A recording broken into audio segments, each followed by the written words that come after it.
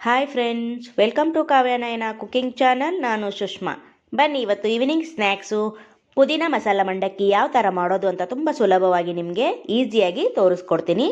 ಒಲೆ ಮೇಲೆ ಒಂದು ಕಡಾಯಿ ಇಟ್ಕೊಂಡಿದ್ದೀನಿ. ಒಂದು 4 ಟೇಬಲ್ ಸ್ಪೂನು ಎಣ್ಣೆ ಹಾಕ್ಕೊಂಡು ನಾನು ಮೆಣಸಿನ್ಕಾಯಿನ ಫ್ರೈ ಮಾಡ್ಕೊತೀನಿ.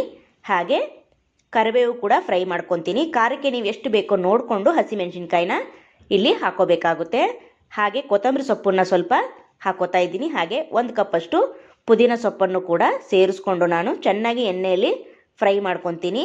ಮೆಣಸಿನ್ಕಾಯಿ ಫ್ರೈ ಮಾಡೋವಾಗ ಹುಷಾರು, ಸಿಡಿಯುತ್ತೆ. ನೋಡಿ, ಈ ಥರ ಚೆನ್ನಾಗಿ ನಾವು ಎಣ್ಣೆಯಲ್ಲಿ ಸೊಪ್ಪನ್ನು ಫ್ರೈ ಮಾಡ್ಕೋಬೇಕು. ನೋಡಿ, ಈಗ ಚೆನ್ನಾಗಿ ಫ್ರೈ ಆಗಿದೆ. ಇದನ್ನು ನಾನು ಮಿಕ್ಸಿ ಜಾರಿಗೆ ಹಾಕ್ಕೊಂಡು ನೈಸಾಗಿ ಪೇಸ್ಟನ್ನು ರೆಡಿ ಮಾಡ್ಕೊಂಬರ್ತೀನಿ. ಹಾಗೆ ಶುಂಠಿ ಕೂಡ ಸೇರಿಸ್ಕೊತಾ ಇದ್ದೀನಿ. ಇದೆಲ್ಲವನ್ನು ನಾವು ನೈಸಾಗಿ ನೋಡಿ ಈ ಥರ ಪೇಸ್ಟನ್ನು ರೆಡಿ ಮಾಡ್ಕೊಂಡು ಬಂದಿದ್ದೀನಿ. ತಿರ್ಗಾ ಅದೇ ಬಾಣಲಿಗೆ ಮತ್ತೆ ಒಂದು 4 ಟೇಬಲ್ ಸ್ಪೂನು ಎಣ್ಣೆ ಹಾಕ್ಕೊಂಡು ಇದಕ್ಕೆ ನಾನು ಸಾಸಿವೆ ಕೂಡ ಸೇರಿಸ್ಕೊತಾ ಇದ್ದೀನಿ. ಹಾಗೆ ಕರಿಬೇವು ಕೂಡ ಸೇರಿಸ್ಕೊತಾ ಇದ್ದೀನಿ. ಕರಿಬೇವು ಎಷ್ಟು ಹಾಕ್ತೀರೋ ಅಷ್ಟು ಚೆನ್ನಾಗಿರುತ್ತೆ. ಒಂದು 1/4 ಕಪ್ಪಷ್ಟು ಕಡಲೆ ಬೀಜನ ನಾನು ಫ್ರೈ ಮಾಡ್ಕೊತಾ ಇದ್ದೀನಿ. ನೋಡಿ, ಇಲ್ಲಿ ಕಡಲೆ ಬೀಜ ಕೂಡ ಜಾಸ್ತಿ ಹಾಕಿದ್ರೂ ತುಂಬ ಚೆನ್ನಾಗಿರುತ್ತೆ. ಮಕ್ಕಳಿಗೂ ಕೂಡ ತುಂಬ ಖುಷಿಯಾಗುತ್ತೆ ಕಡಲೆ ಬೀಜ ಅಂದರೆ. ನೋಡಿ, ಚೆನ್ನಾಗಿ ಎಣ್ಣೆಯಲ್ಲಿ ಫ್ರೈ ಮಾಡ್ಕೋಬೇಕು. ನೋಡಿ, ಎಣ್ಣೆಯಲ್ಲಿ ಕೂಡ ಚೆನ್ನಾಗಿ ಫ್ರೈ ಆಗಿದೆ. ಈಗ 1 ಗೆಡ್ಡೆ ಬೆಳ್ಳುಳ್ಳಿನ ನಾನು ಜಜ್ಜಿ ಹಾಕೋತಾ ಇದ್ದೀನಿ. ಅದನ್ನು ಕೂಡ ಚೆನ್ನಾಗಿ ಫ್ರೈ ಮಾಡ್ಕೋಬೇಕು. ಇಲ್ಲಿ ನಾನು ಮಸಾಲೆ ಸೇರಿಸ್ಕೊತಾ ಇದ್ದೀನಿ. ಅರಿಶಿನ ಪುಡಿ, ಚಾಟ್ ಮಸಾಲ, ಜೀರಿಗೆ ಪುಡಿ, ಹಾಗೆ ಹಿಂಗನ್ನ ಅರ್ಧ ಟೇಬಲ್ ಸ್ಪೂನಷ್ಟು ಸೇರಿಸ್ಕೊತಾ ಇದ್ದೀನಿ ಒಗ್ಗರಣೆಗೆ.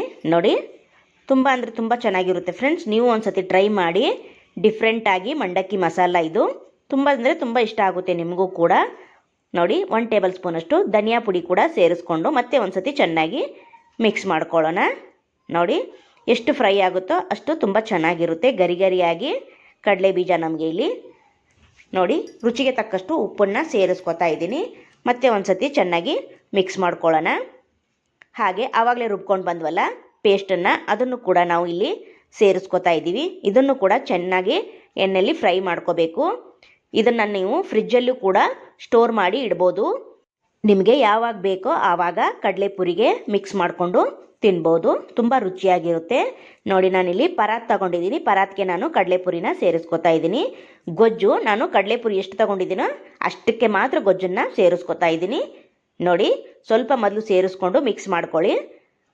ನೋಡಿ, ಸ್ಪೂನ್ ಸಹಾಯದಿಂದ ಸ್ವಲ್ಪ ಮಿಕ್ಸ್ ಮಾಡಿಕೊಂಡು ಆಮೇಲೆ ಕೈಯಿಂದನೇ ಚೆನ್ನಾಗಿ ಮಿಕ್ಸ್ ಮಾಡ್ಕೊಳ್ಳೋಣ. ನೋಡಿ, ಈವ್ನಿಂಗ್ ಸ್ನ್ಯಾಕ್ಸು ಮಕ್ಕಳಿಗೆ ಮಾಡಿಕೊಡಿ. ಸ್ಕೂಲಿಂದ ಬಂದಾಗ ಮಕ್ಕಳು ಏನಾದರೂ ಕೇಳ್ತಾ ಇರ್ತಾರೆ. ಈ ಥರ ಮಾಡಿಕೊಟ್ರೆ ತುಂಬ ಇಷ್ಟಪಟ್ಟು ತಿಂತಾರೆ. ನೋಡಿ, ನಾನಿಲ್ಲಿ 2 ಟೇಬಲ್ ಸ್ಪೂನಷ್ಟು ಹುರಿಗಡಲೆ ಹಿಟ್ಟನ್ನು ಸೇರಿಸ್ತಾ ಇದ್ದೀನಿ. ಹಾಗೆ 1 ಟೇಬಲ್ ಸ್ಪೂನಷ್ಟು ಸಕ್ಕರೆ ಪುಡಿನ ಸೇರಿಸ್ತಾ ಇದ್ದೀನಿ. ಇವಾಗ ಚೆನ್ನಾಗಿ ಕೈಯಿಂದ ನೋಡಿ ಈ ಥರ ಮಿಕ್ಸ್ ಮಾಡ್ಕೊಳ್ಳೋಣ.